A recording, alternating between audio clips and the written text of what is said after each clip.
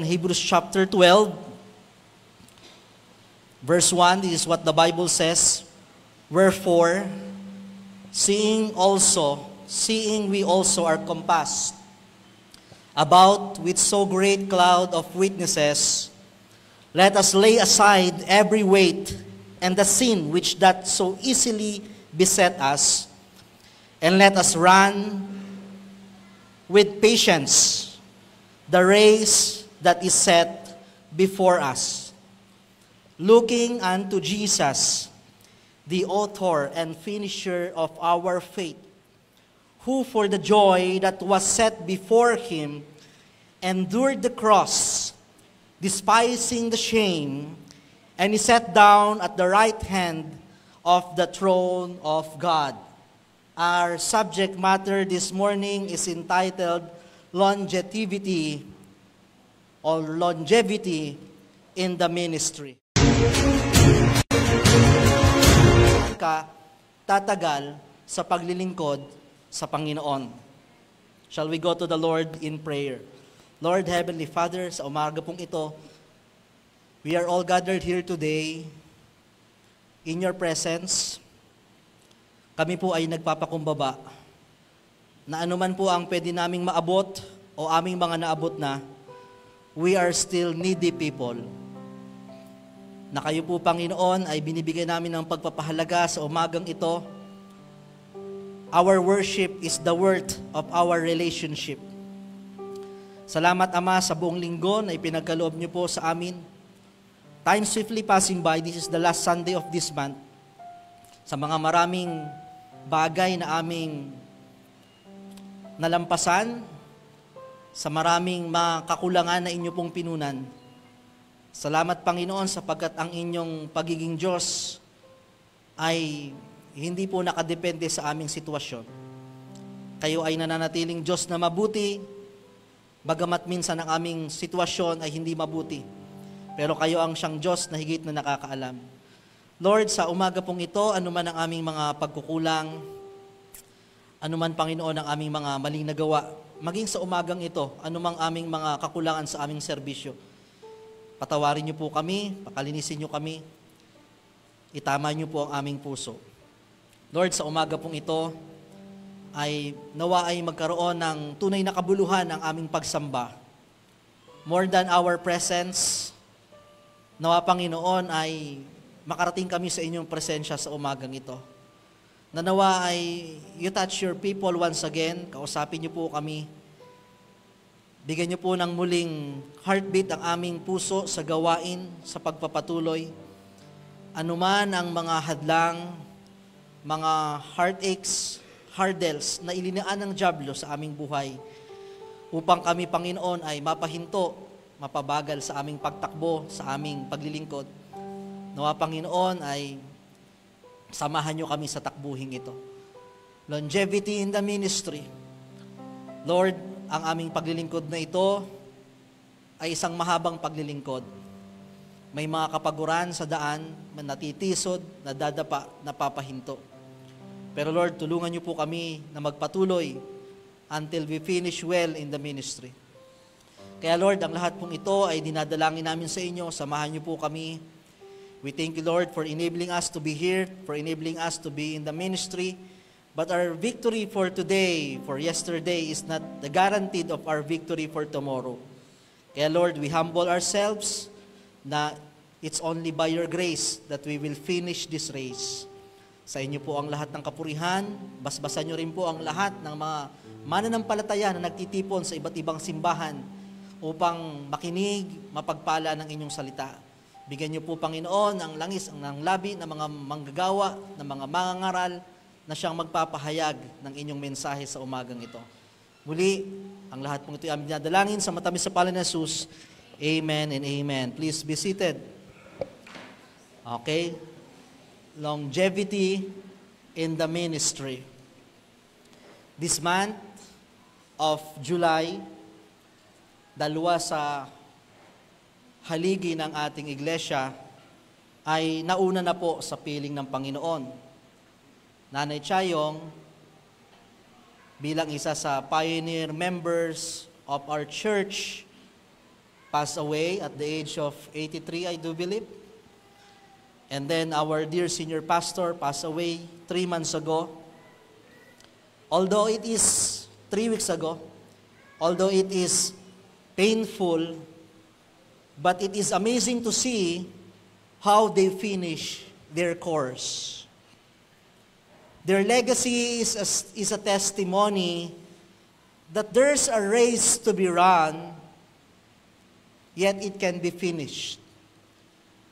May malayong takbuhin ang isang Kristiyano sa paglilingkod, pero ang takbuhin ito ay takbuhin na kayang tapusin.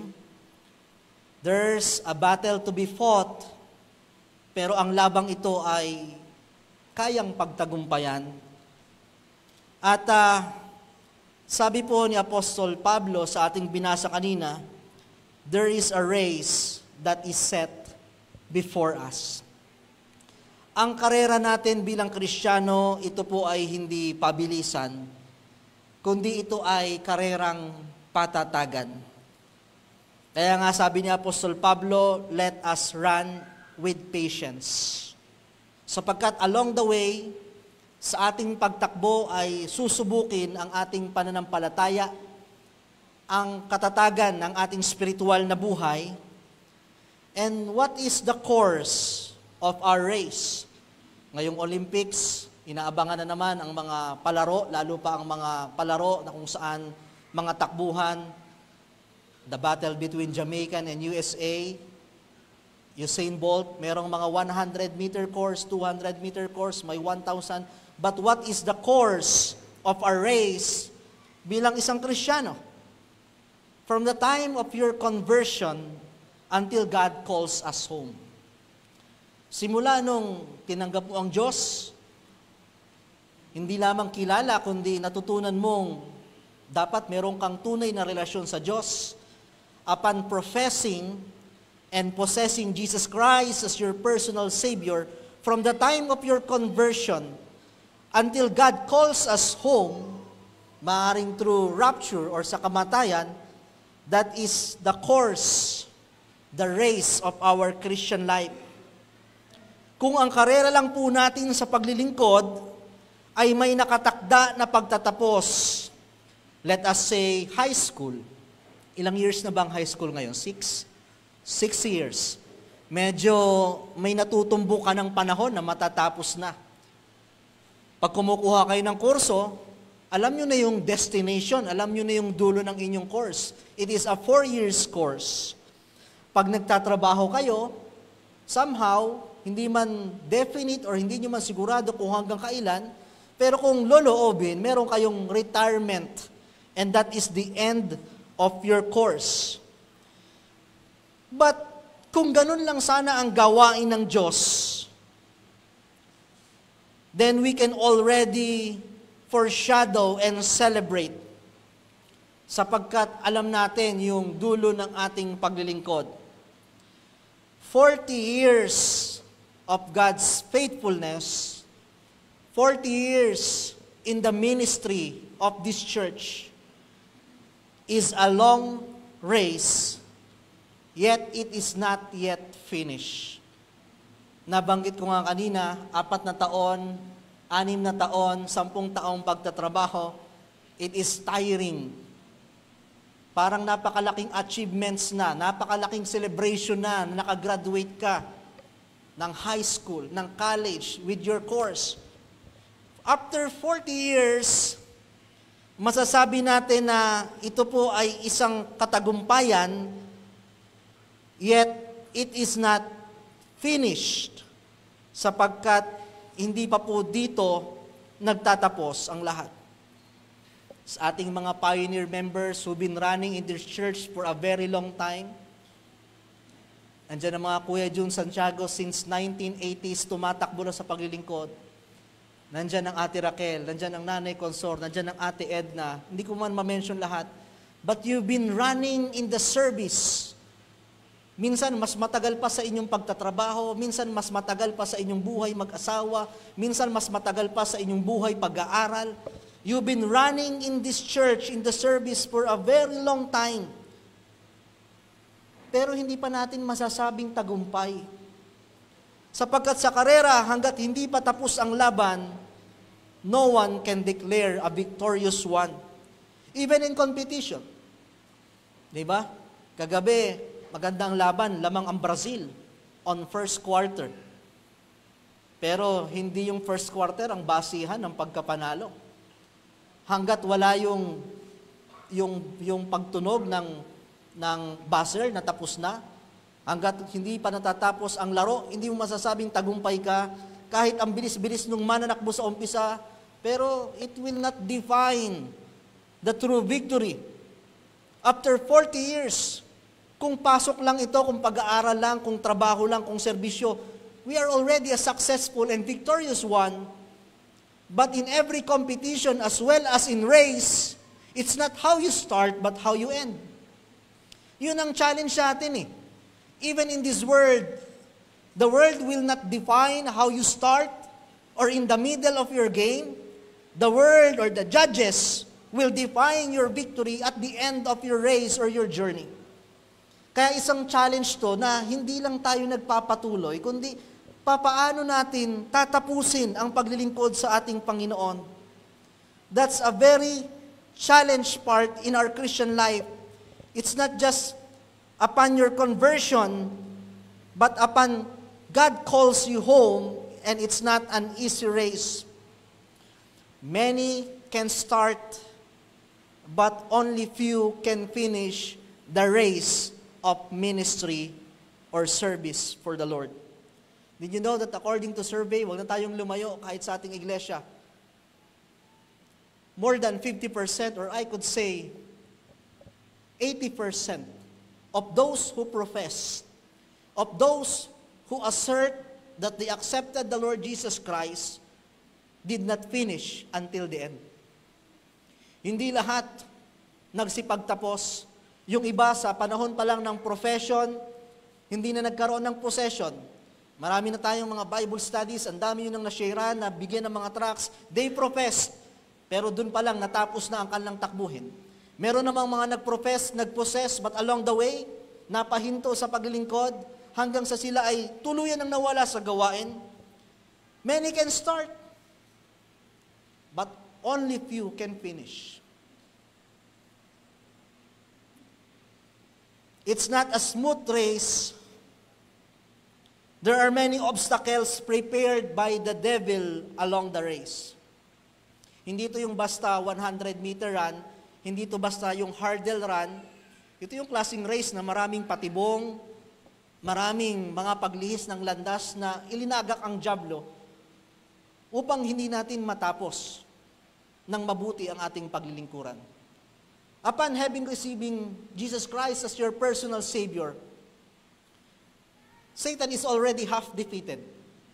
Sapagkat mula sa buhay na walang relasyon sa Diyos, mula sa buhay na hindi pa naibabalik ang iyong mabuting relasyon sa Diyos, nakilala mo na siya, there is a redemption, there is a regeneration and renewal of our life. Pero, even though Satan is already half defeated, ang another stronghold of Satan, wherein he can be victorious one kahit ligtas ka na, yung gagawa ang dyablo ng paraan na, bagamat ligtas ka na, pero hindi mo matatapos ang iyong paglilingkod sa Diyos.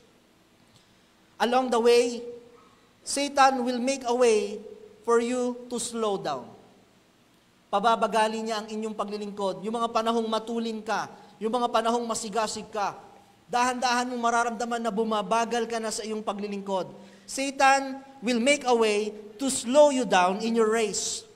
He will not just make a way to slow down your race, he will make a way to sway you on your race. Pababagalin ka, pag mabagal ka na, unti-unti ka nang lumilihis, na ito yung tinutumbok na daan ng Diyos, ito yung kalooban ng Diyos, pero mapapansin mo, may mga ibang landas ka nang tinatahak, and you don't find yourselves anymore in the ministry from slowing. You will find yourselves swaying until you see yourselves stopping. He is trying to kill, to steal, and to destroy your Christian life. But thank God, because in spite of the wiles of the devil, There is a race and there is a grace to finish the race. May our life be not living, a legacy, a testimony that there is someone who walked in the ministry for a very long time, tiring, yet they finished the course. Kaya ngayong umagang ito, I want to preach this matter. Longevity. Yung haba ng iyong paglilingkod. Yung tagal mo sa paglilingkod, longevity in the ministry. Papaano ka tatagal sa paglilingkod hanggang matapos mo ang karera na nakalaan sa iyong buhay bilang isang Kristiyano. The quest for every Christian is to finish, not just finish, but finish well. Sa mga pioneers, maaaring nararamdaman na nila na malapit na rin ang kanilang finish line. Because we cannot deny the fact na tayo po ay umiidad.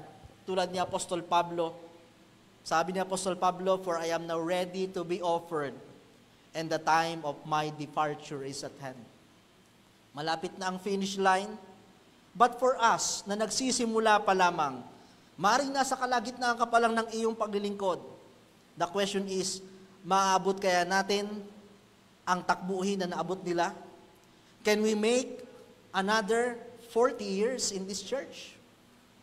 Young people, these pioneer members that you are looking now, mga edad na sila, they are determined to finish their course. But the question is, for the next generation, for the next 40 years of our church, are you determined to finish this course? Yan po ang mahalaga. Sapagkat the victory of OBBC Church is not yet finished after 40 years. There's still race to be run. There's still another years to conquer. Last month of June,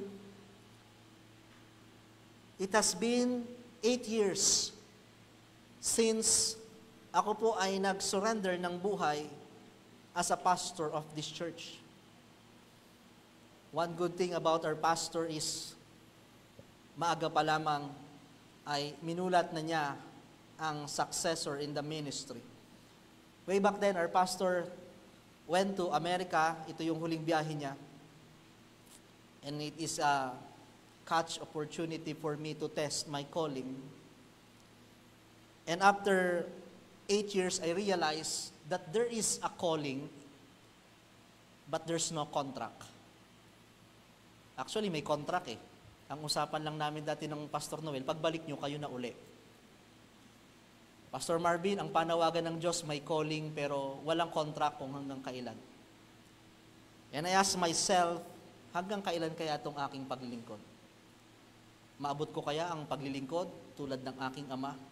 And the same question with us. Because ministry is not just for a pastor. All of us, tayo po ay bounded in the ministry. When we say ministry, it is any service, anumang bagay na pwede mong gawin para sa gawain ng Diyos. Anumang bagay na pagsasakripisyo na ilalaan mo para sa Diyos. So, I ask the Lord to give us grace to finish this race. A quest for every Christian is to finish this race. I want to share few things. How are you going to have longevity in the ministry? Number 1, observe your rhythm and rest. Observe your rhythm and rest. Pag sinabi nating rhythm, di ba sa puso, gaano kabilis, gaano kabagal, pagka sa mga beat, yung rhythm, pag sa takbo, gaano kabilis. Unang-una, dapat maramdaman mo, dapat aware ka sa rhythm ng iyong Christian life. Dapat nararamdaman mo kung bumabagal ka ba, mabilis ka ba, napapagod ka na. Observe your rhythm in your Christian life. Dapat nararamdaman mo, nag-i-slow na ako. Dati ang kisik-kisik ko sa gawain, pero ba't parang ngayon hirap na ako magpunta sa church? May mga panahong hindi na ako nakakapanambahan. May mga panahong hindi na ako nakakadalo. May mga panahong hindi na ako nagpe-pray. Hindi na ako nagde-devotion. Dati ang sipag ko. May mga panahong ginagamit din ako sa ministry. Observe your rhythm. Dapat, kung papaano yung ating physical vitals ay na-check natin, yung ating mga rhythm, pulse, blood pressure, dapat aware ka rin sa rhythm ng iyong Christian life.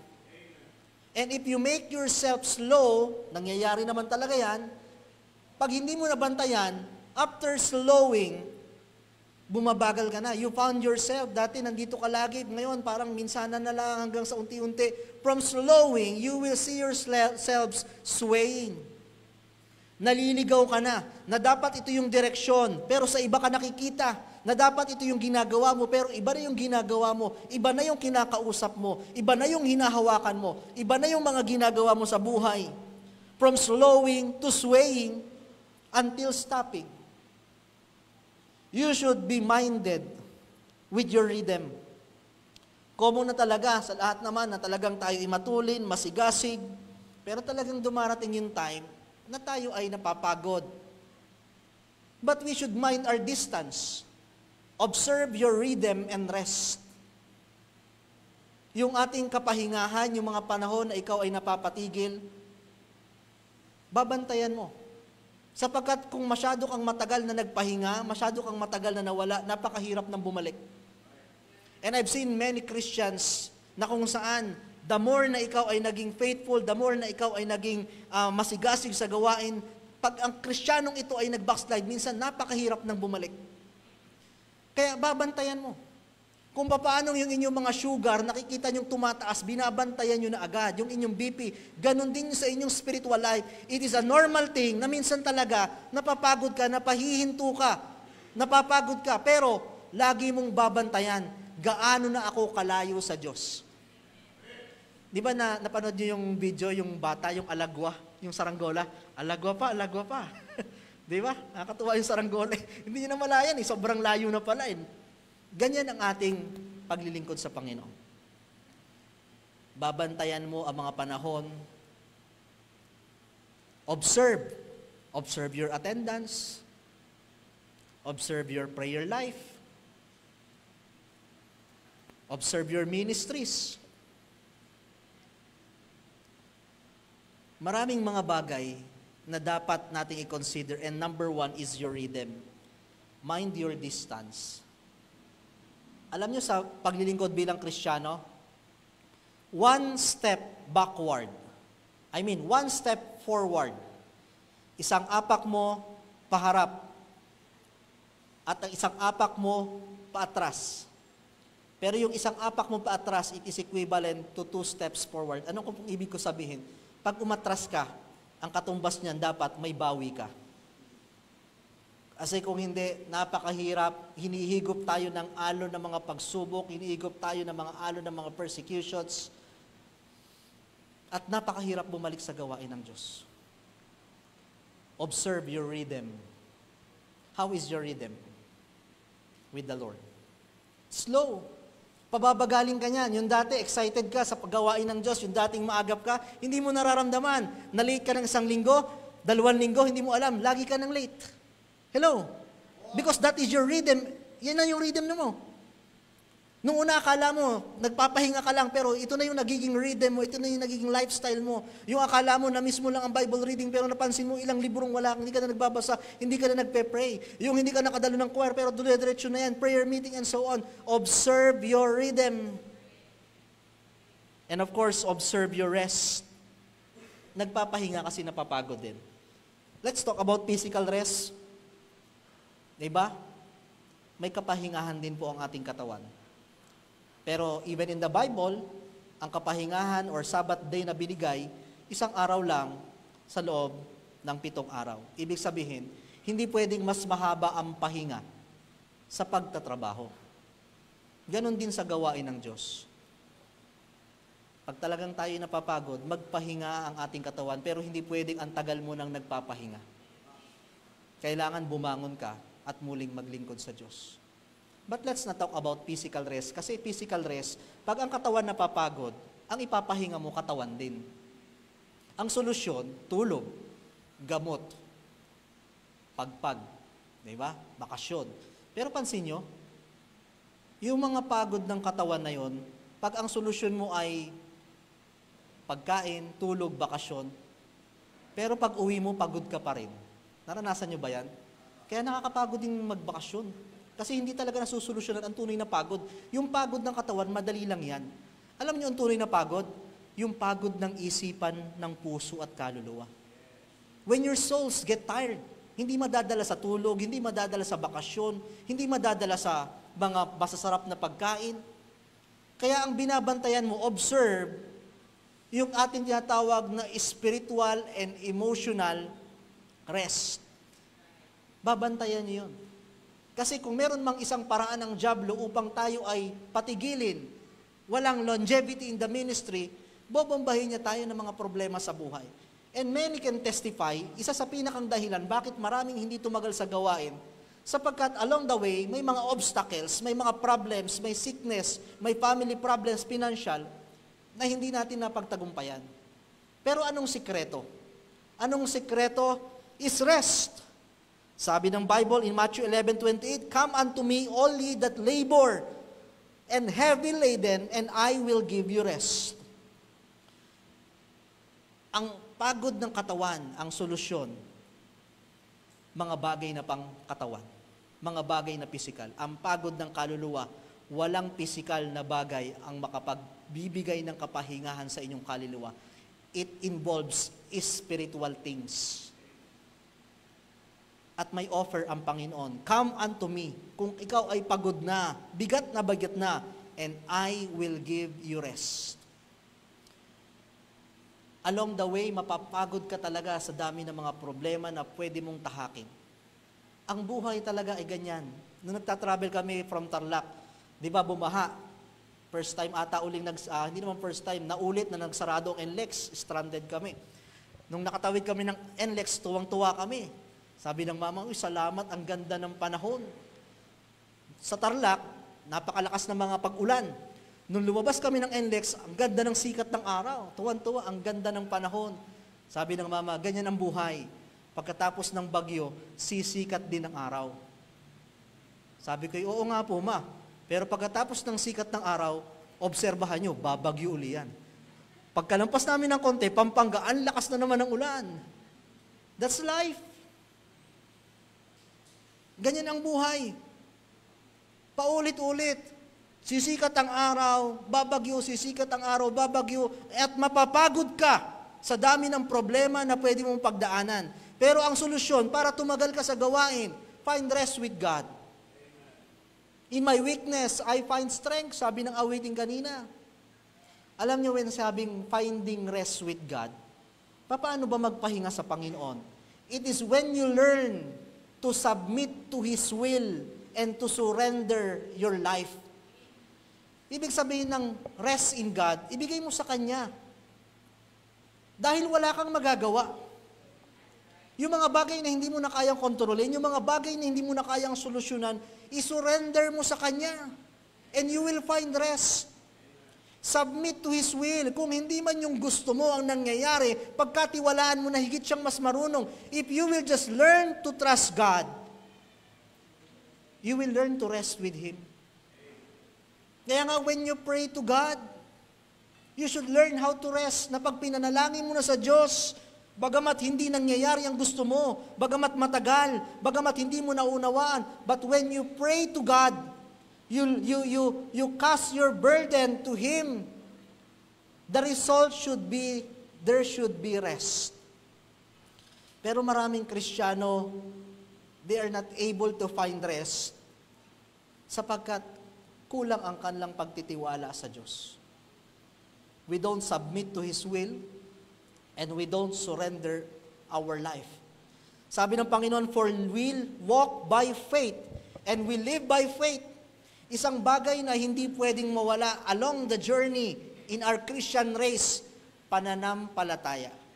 Once na mawalan ka na ng tiwala sa Diyos, mas pinakikinggan mo na yung bulong ng dyablo, na yan ba ang katumbas ng iyong paglilingkod? Kung kailan ka nag-involve sa mga ministry, kung kailan ka nagbigay, kung kailan ka nagsuko ng buhay, tsaka naman ang ganyan nangyari sa iyong buhay. When your doubt is bigger than the one who delivered you, when your burdens is bigger than your blessings, lalamunin kayo ng problema. Lalamunin tayo ng dyablo unless you learn to rest to God. Kaya nga mga kapatid, bakit ganun? May mga Kristiyano, pare-pares din naman. Some Christians quit in the ministry because of problem. Kayo bang mga naiwan dito, walang problema? Maraming problema. But what keeps you going? Nagtitiwala tayo sa Diyos eh. Nagtitiwala tayo sa Diyos that He will never leave us nor forsake us, sapagkat alam natin ang context ng Bible na wala namang pinangako ang Diyos na hindi ako dadaan ng pagsubok, na hindi ako magkakasakit, na hindi ako malulugi, na hindi kami magkakaroon ng mga kasiraan. Pero ang pinapangako ng Diyos that He will never leave me nor forsake me. Learn to trust God. Pag nawala ang tiwala mo sa Diyos, wag mong asahan na matatapos ang iyong paglilingkod. And there are times in our life, even pastors, that we tend to ask God. May mga times, moment tayo na nagtanong tayo sa Diyos, bakit nangyayari to? Ito ba ang kapalit? Even I, as a pastors, may mga ganong moment sa ating buhay. But it is a battle of whom you believe. Labanan ng kung sino ang iyong paniniwalaan. Merong parehas na reality na ipinapakita sa iyo ang mundong ito. Ang realidad na pinapakita ng dyablo, may problema, may sakit ka, may problema, maraming nangyayari. In fact, mas mahirap because what the devil showing to us is reality. In presence, nandyan na yan. Ang pinapakita ng Diyos, hindi reality. In the future pa, by faith. And you cannot see a good future unless you have faith. Because what is faith? Seeing the things unseen. Kaya kung wala kang pananampalataya, kung hindi kang malalim sa iyong pagtitiwala sa Diyos, hindi mo matatapos ang paglilingkod na ito. And in the lives of every ministers, even pastors, what keeps us going, it is the faith that sustains us. Lagi kong sinasabi, iikot ang buhay. There's always a rewarding time. Although bumabalik yung mga trying time, pero we should have kept our faith with God. So observe your rhythm. Kamusta ka? Observe your rest. Pagod ka ba? Saan ka humihingi ng kapahingahan? How long your faith will last? Kamusta ang iyong pagtitiwala sa Diyos? Because alam nyo, pag wala ka ng tiwala sa Diyos, wala kang pananampalataya sa Diyos, it is very hard for you na tumungtong sa iglesyang ito. The very reason bakit tayo nandito pa, sapagkat naniniwala tayo sa magandang kalooban ng ating Panginoon. Observe your rhythm and your rest. Number 2, master the art of thanksgiving. 1 Thessalonians 5:18, in everything give thanks, for this is the will of God concerning you. This is the will of God. Ang kalooban ng Diyos, sama-sama na yan. Kalooban man yung paghihirap, pagyaman, kasaganaan, kalakasan, pero kung meron mang isang kalooban ng Diyos sa iyo, anumang sitwasyon ng buhay mo, matuto kang magpasalamat sa Diyos. Master the art of thanksgiving. Gratitude will help you to focus on God's blessing rather than burdens of life. Gratitude. Learn the art of thanksgiving. Alam niyo ang kagandahan, gusto niyo magpatuloy sa Panginoon? Lagi kang babalik sa kabutihang ginawa ng Diyos. Doon pa lamang sa grace, doon pa lang sa biyaya na ikaw ay naligtas. Doon pa lamang sa biyaya na ito ka noon, sino ka sana ngayon, ano ang kalalagayan mo, hindi lamang sa kasalukuyan, kundi ang pangako ng Panginoon sa hinaharap. The art of thanksgiving. Ang mundo ay meron lang dalawang dominant color, light and dark. Nasa sayo kung saan mo mas gusto laging tumingin. Kung gusto mong laging nakatingin sa dilim o laging nakatingin sa liwanag. Pero imposible na ang buhay mo ay puro dilim. I do believe God always shedding a light sa iyong buhay para maramdaman mo na may liwanag. Meron laging blessing na inilalaan. Pero minsan, laging kahit ang Diyos nagpapadala ng blessing, ang Diyos nagpapadala ng paraan upang ikaw ngumiti, upang ikaw ay maliwanagan, pero mas pinipili mo pa rin na tumingin lagi sa dilim. Lagi mong tinitingnan ang problema, ang mga bagay na wala pa, ang mga bagay na hindi mo nakuha, ang mga kabiguan mo sa buhay. But if you will just learn the art of thanksgiving, na oo, may mga problema, problema ako, pero sa lahat naman ng problemang ito, tinawid ako ng Diyos. Sa aking mga karamdaman, sinamahan niya ako. Pero kung lagi kang nakatuon sa mga bagay na yan, mga bagay na pinadadala ng Diablo, if you will not learn the art of thanksgiving, you will not continue in the ministry. Lagi kang titingin. That is our motivation sa paglilingkod sa Diyos. Ano ang mga bagay na ginawa ng Diyos sa ating buhay? Ipagpasalamat, hindi lamang ang mga saganang panahon, maging ang mga panahon na tayo man ay tumadaan sa pagsubok. Alam mo, through trials, through sickness, through problems, mas natututo ka sa buhay. Isa sa mga natutunan ko sa mga pagsubok, mas natutunan kong unawain ang kalalagayan ng tao. Hindi ka laging spiritual. Ano ang kalalagayan ng hindi spiritual? Hindi ka laging meron, matututunan mo rin pag wala. Hindi ka laging malakas, maunawaan mong may sakit. Minsan nilalagay tayo ng Diyos sa mga ganong kondisyon para mas nagiging malawak ang pangunawa natin sa kapwa, mas nagiging mahabagin tayo, hindi tayo nagiging judgmental sa mga sitwasyon. But you should learn the art of thanksgiving. Kalimitan ng mga tao, kalimitan ng mga Kristiyano na hindi nagpatuloy sa Diyos, may sama ng loob sa Diyos. Hindi dininig ang panalangin, hindi sinagot, nagkasakit. Kinuha ng Diyos. Alam niyo kung sama lang ng loob at problema, walang pastor na magpapatuloy sa paglilingkod. After all what we have done in the ministry.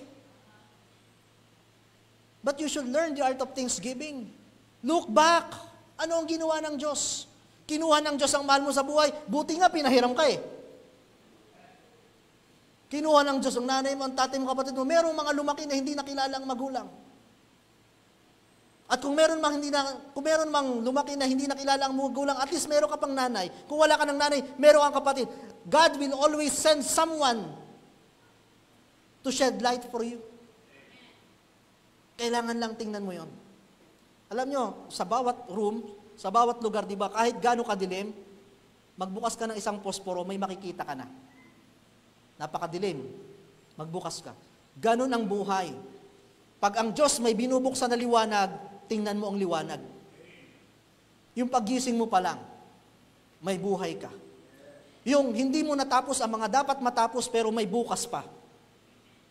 Yung ang iniisip mo pa paano ka makakaraos sa buhay, pero ito tayo, more than half of this year, nandito na.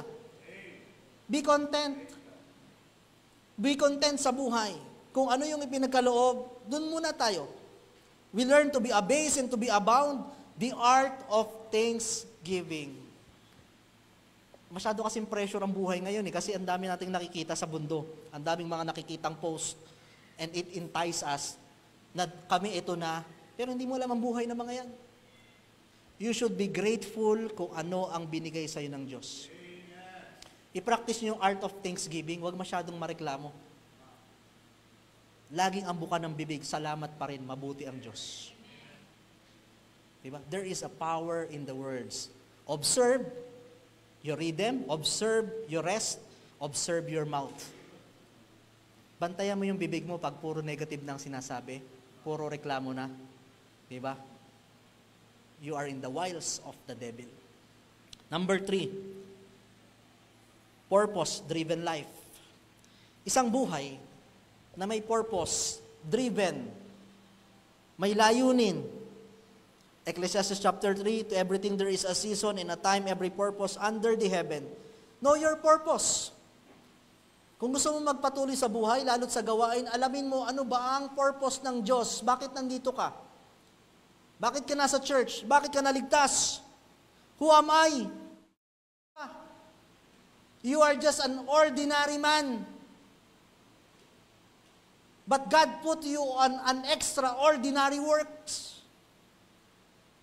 Sino tayo para maglingkod sa Diyos? That is the purpose.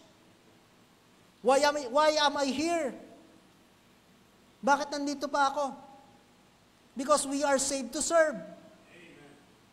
Sana nga nung naligtas tayo, nung sinabi natin tinatanggap kita sa pangalan ni Jesus, amen, diretso heaven na eh.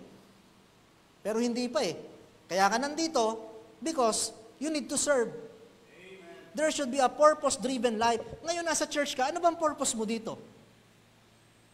Bakit ka ba naligtas? Dapat maliwanag sa'yo, what is your purpose? It is for you to serve the Lord.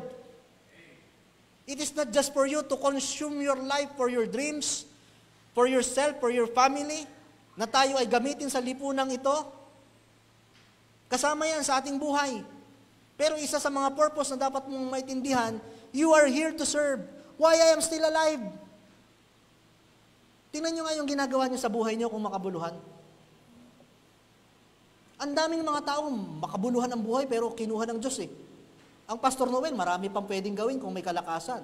Yung ating magaling na Dr. Norman, ang dami pang pagagalingin nun eh. Ay ikaw, anong ginagawa mo sa buhay mo? Nakatambay, nakatunganga. Sayang ang buhay. Bakit ka may buhay? Kasi may plano pa ang Diyos. There is a purpose. Alamin mo yun. There is a purpose for your family, for yourself, and most of all, there is a purpose in the ministry. May tinatawag na retribution. Bakit ka pa buhay? Bakit hindi ka pa kinuha ni Lord nung tinanggap mo siya? Sapagkat nung tinanggap mo ang Diyos, kababalik pa lang ng relasyon mo sa Diyos.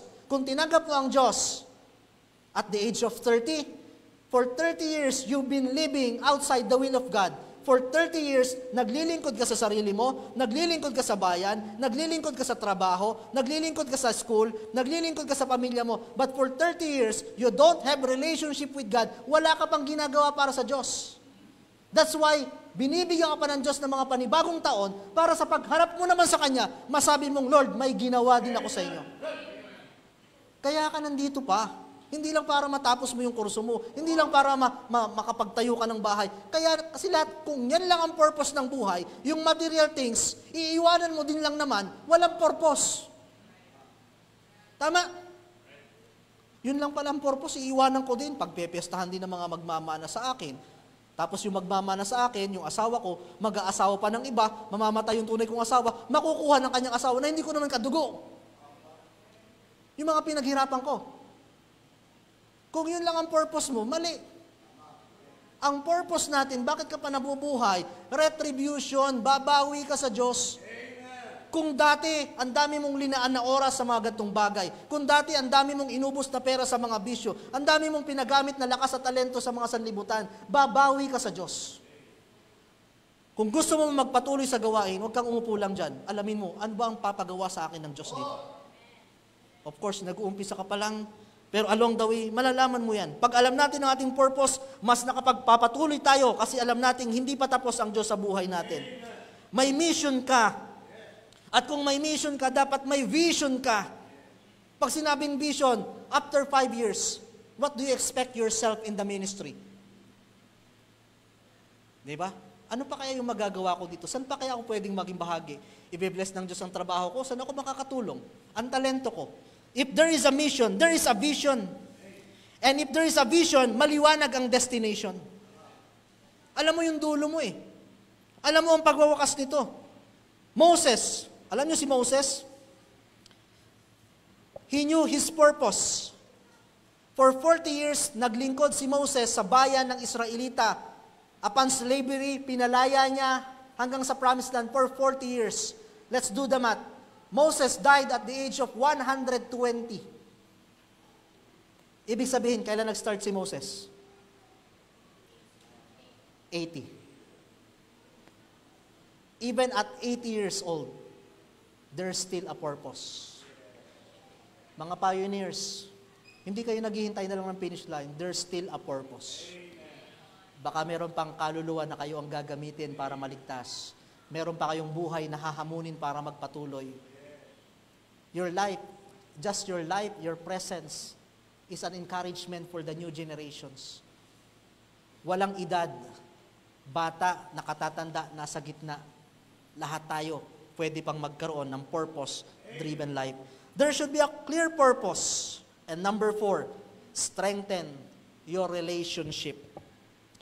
Proverbs 27, verse 17, iron sharpens iron, and one man sharpens another. Strengthen your relationship. Mahalaga yung mga taong nakapalibot sa iyo sa pagpapatuloy mo. Sa trabaho mo, sa pag-aaral mo, sa paglilingkod mo sa Diyos. Strengthen your relationship. Kung kayo ay wala pang mga karelasyon, kung kayo ay mga kabataan, lagi kong sinasabi, isa sa pinakang mahalagang desisyon nyo sa inyong buhay is whom you will be with for the rest of your life. Sino ang magiging kapartner mo sa buhay mo? Because relationship matters in our race. Kaya mahalagang desisyon yan. Hindi lang Kristiyanong may takot sa Diyos. Kung tayo man ay may mga relasyon na, either sabihin nating malamig or mainit, kung gusto mo magpatuloy, strengthen your relationship. Hindi mo pwedeng sabihin na, ay bahala na. Basta sa bahay lang naman yun. Pag nasa church, at least nasa church ako, may epekto ang lahat ng relasyon mo sa buhay mo sa paglilingkod. May epekto. Relationship with your family. Remember, your family is your first ministry. Actually, not first laging magkasama yan ng Diyos Paano mag-coconide yung seek ye first at saka family first? Kasi dapat ang family nasa ministry. But in case your family is your first ministry, bakit? Pwede ka magpalit ng simbahan, pero hindi ka pwede magpalit ng tahanan. Hindi ka pwede magpalit ng family. Strengthen your family. Palakasin niyo ang iyong pamilya. Kung ikaw yung nakakakilala sa Diyos, ikaw yung mas mahaba ang pasensya, ikaw yung mas may unawa, ikaw yung dapat mas nagdadala ng tamang patotoo. Strengthen your relationship. Ang relasyon nyo bilang mag-asawa, ang relasyon nyo bilang magkakapatid, relasyon sa anak. Alam nyo, ang diablo, bihira namang, although nangyayari, pumapasok yan sa iglesia, sa church. Pero hype tayo dito spiritual tayo dito Di ba? Pag nasa church tayo, parang walang puwang ang diablo sapagkat kami nakikinig ng salita ng Diyos. Umaawit kami ng mga papuri. Katabi ko ang aking mga fellow Christians. Kaya ang diablo marunong. Pag uwi nyo ng bahay, nandun na yun. Di ba? Doon gagawa ng eksena ang diablo para sirain. Kaya fortify your family. Palakasin nyo ang inyong pamilya. May mga battles, even us, dumanas din kami sa mga family battles, pero we make sure along the way that we will fight. Ipaglaban natin ang mga pwedeng maayos, ayusin, ang mga pwedeng i-resolve. Why? Life is too short para mag-spend ng buhay ng isang relasyon na hindi maganda at merong mga samaan ng loob. Life is too short. Strengthen your relationship. Palakasin ang ating mga pundasyon. Mga magulang, tingnan nyo ang relasyon nyo sa inyong mga anak. Baka masyado nang malayo ang ating relasyon sa ating mga asawa. Diba? Relationship with your family and of course, relationship with your God. Your intimacy.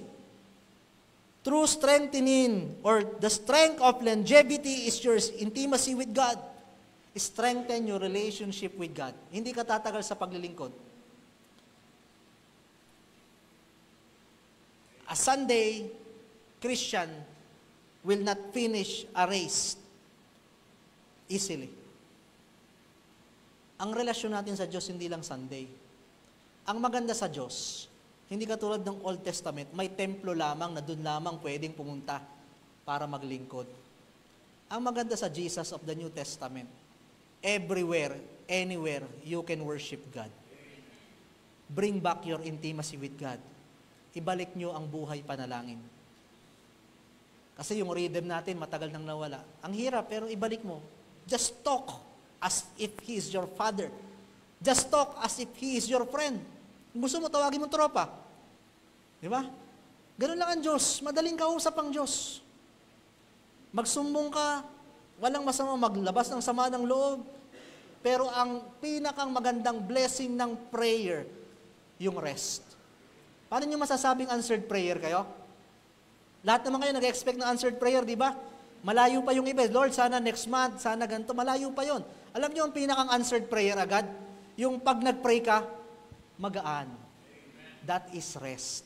Lord, kayo nang bahala dyan, ha? Kung babalikan pa ba niya ako, hindi. Kayo nang bahala. Rest. Kung papasaba ako, hindi. Kung mabubuhay ba o hindi, that is rest. Strengthen your relationship with God. Number 5, make a stronghold. Ano yung stronghold? Strong? hold. Matibay na kapit. Gumawa kayo ng matinding kapit, matibay na kapit sa iglesia para hindi kayo mawala. Ano ang kumakapit sa inyo sa iglesyang ito? Ba't kayo nagpapatuloy? Diba? Una, pananampalataya. Pangalawa, gratitude sa Panginoon. Your family is here. Ano pa yung mga pwedeng stronghold? Fellowship. Fellowship. Meron ako dito mga kapatiran na matagal ko nang kasama. That is your stronghold. No Christian can run a race alone. Walang ganun. You need fellowship. Kaya pag may mga fellowship, mahalaga yan. Hindi lamang Sunday morning. That is a traditional church goer. Humahanap kayo ng sino bang pwedeng maka-fellowship. Nakikita ko sila, may mga problema din naman to, ba't pakanta-kanta rin pa. Lumalakas ang iyong loob. Fellowship. That is one of the stronghold. Pangalawa, ministry. Ano yung ministry? Kaya ako nasa church kasi may gagawin ako. Pansinin mo pag wala kang gagawin, ang dali lang umabsent.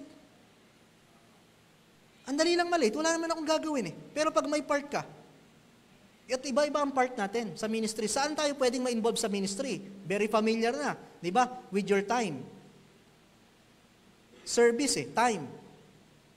Ano ang pwedeng involvement ko sa church? Time. Ipapahiram ko ang aking oras, ibibigay ko ang aking oras sa lahat ng pagtitipon, pwedeng nandyan ako. Yung time mo, yung presensya mo, pag nagtagal ka, yung mga bagong young people, di ba? Time lang ang binibigay nyo ngayon, nakaupo lang kayo dyan. Pag tumagal kayo, i-enhance ng Diyos yung inyong talent. Hindi na lang kayo uupo, meron na akong ginagawa. I have something to do. May involve ako sa choir, may involve ako sa multimedia, may involve ako sa Sunday school, magpapakain ako. Pero ito yung cycle ng Christian life. Minsan, sagana ka sa time. Listen, minsan sagana ka sa talent. Pero may ibang journey na binibigay sa iyo ang Diyos, nabibisi ka sa trabaho, nababawasan yung time mo sa church. Pero ginagawa mo pa rin ng paraan para magka-time. Nababawasan na rin yung talent mo. Hindi ka na masyadong nagagamit sa mga music ministry. Saan ka na magagamitin ng Diyos? Sa treasure. Kayo yung nagtatrabaho sa labas, binebless kayo ng Diyos dyan, hindi mo pwedeng sabing wala kang ministry. May ministry ka pa rin. Dati ako yung busy dito. Ngayon, sa iba ako dinala ng Diyos, gagamitin ang trabaho ko para pagpalain ng iglesia. Kaya hindi pwedeng wala kang ministry. Biyaya na lang ng Diyos kung meron ka pang time, kung marami ka pang talent, at kung meron ka pang treasure. Ang tawag dyan, 3-star General Christian. Diba? Nawa, ma-achieve natin yun. Pero kung hindi man, hindi pwedeng hindi ka mawawalan sa tatlong yan. Ang mahirap, wala ka na nga sa church, wala ka na sa dati mong ministry, pinagpapala ka ng Diyos, may trabaho ka na nagiging dahilan na sinasabi mo wala ka rin sa pagbibigay. Anong bahagi mo pa sa church? Kaya alam mo, sa isang bagay, the more you invest to something, to someone, the more harder it is for you to lose. Ang hirap pakawalan ng isang relasyon na ang dami kong binigay na bulaklak dyan, ang dami ko ng oras na sinunduyan, ang dami ko nang naibigay. Ang hirap pakawalan ng mga ganon. Kasi ang dami mo nang ininvest. Ganon sa ministry. Mas minamahal mo ang ministry pag marami kang ini-invest sa gawain ng Diyos. Ang dami ko ng panahon. Ang tagal ko na sa church na ito. 1990s pa ako. Ngayon pa ba ako susuko? Dati-dati, ang dami ko nang inubos na lakas, ang dami ko ng talento, ang dami ko nang naging bahagi. Habang nakikita ko ang mga proyekto, bahagi ako niyan. Susuko pa ba ako? The more you see yourself investing in the ministry, the more it is for you to love the ministry. Stronghold, meron ka kasing kinakapitan, pinanghahawakan sa iglesyang ito. And if you're a Christian, maaring matagal ka na, you better check your stronghold. Ano ba ang aking bahagi sa gawain? Stronghold. And the last, separation from sin.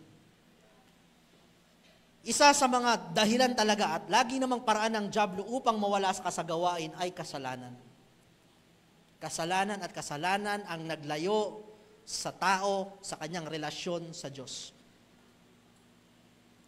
The fear of the Lord is the beginning of wisdom. Some of you may thought, bakit ganun? Ang spiritual naman ng taong ito, active naman siya, Bible school student, pastor ito, pastor's wife, ba't nagkaganon ang buhay niya? Sapagkat dahil hindi nga stable ang ating spiritual life, alam nyo kailan nagsisimula ang talagang kasalanan at paglayo sa Diyos? Sabi diyan, the fear of the Lord is the beginning of wisdom. Ang wisdom, yung desisyon na gumawa ng tama sa kalooban ng Diyos. Hanggat may takot ang tao, ang Kristiyano sa Diyos, gagawa yan ng tamang desisyon. Pero once na ang isang Kristiyano, kahit nasa church yan, kahit preacher yan, kahit naglilingkod yan, once ang isang Kristiyano hindi na natatakot sa Diyos at sa consequence ng kasalanan, kahit anong spiritual yan, makikita mo, malayo at lalayo sa Diyos. The fear of the Lord. Yung kahit hindi ka nakikita ng iba, alam mo, hindi makakalusot sa Panginoon ito. Young people, if you want to be in the ministry, there should be separation from sin. Laging dadaan yan sa ating buhay. Pero as long as nandun ang kasalanan, there should be an instant feeling of guilt. Iba yung nagkasala sa may alaga ka ng kasalanan. Iba yung natukso sa nabubuhay ka na sa tukso. Di ba? Once na ikaw ay nagkasala, once na ikaw ay nagkamali na palayo, dapat meron agad guilt because that is the works of the Holy Spirit to convince you, to convict you that hindi ito ang tama, hindi yan ang kalooban ng Diyos. At pag pinalaki mo ang mga kasalanan na yan, you will find yourself not in the ministry. Separation from sin. Kaya mga kapatid, as we close, longevity in the ministry. How long are you going to serve the Lord? Tingnan nyo nga yung katabi nyo. Mukha bang makakatapos? Sabihin mo, tapusin mo ha. Kung hindi, baka tapusin ka ni Lord. Joke lang po. Kapatid, ipaglaban nyo ang inyong Christian life. Alam nyo ang maganda? There is always grace to finish the race. Ano yung grace? Yung kung tutusin, nawala ka, hindi ka na pwedeng, alam niyo sa mga karera, pag tumigil na, pag lumabas na ng racetrack, bawal nang bumalik. Ang maganda sa Diyos, may grace eh. Napahinto ka, lumiko ka, balik uli, lakad pa, hindi pa naman tapos. Kaya merong grace ang biyaya, merong grace ang paglilingkod sa Diyos. Kaya nga I challenge you, every Christian, sana sa inyong mga batch, mga batch na Kuya Perdi, may mga ilan pang natira. Sa mga batch kaya ng young people na ito. Actually, kayo ang batch ko kayo ang ililid ko someday. Matitira pa kaya kayo? Biyaya lang ng Diyos. Hindi guarantee yung preacher ka dito, speaker ka dito, mas matinding madapa.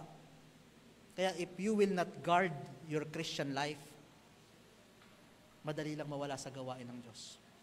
Kaya I pray mga kapatid, it's a new generation. Marami sa inyo, tanggapin nyo ang katotohanan. My life is ready to be offered. Tatapusin nyo. Pero sa atin, sikapin nating takbuhin ang takbuhin na tinapos nila. Sa inyong mga anak, the greatest legacy that you can have, that you will have a peaceful ending in this world. Yung kuhanin man kayo ng Diyos, peaceful kayo, yung alam nyo ang anak nyo, sumusunod sa yapak ng paglilingkod sa Diyos. Kasi kahit wala na kayo, pero kung alam nyo kasama nila ang Diyos, payapa kayo, sapagkat alam nyo, God will never leave them, nor forsake them. Baka yan ang natitirang purpose. Kaya mga kapatid, bagamat wala na ang ating pastor, nandito pa ang ating Diyos. Magpapatuloy tayo, and may God give us another strength, renew our spirit, panibagong takbuhin ng paglilingkod.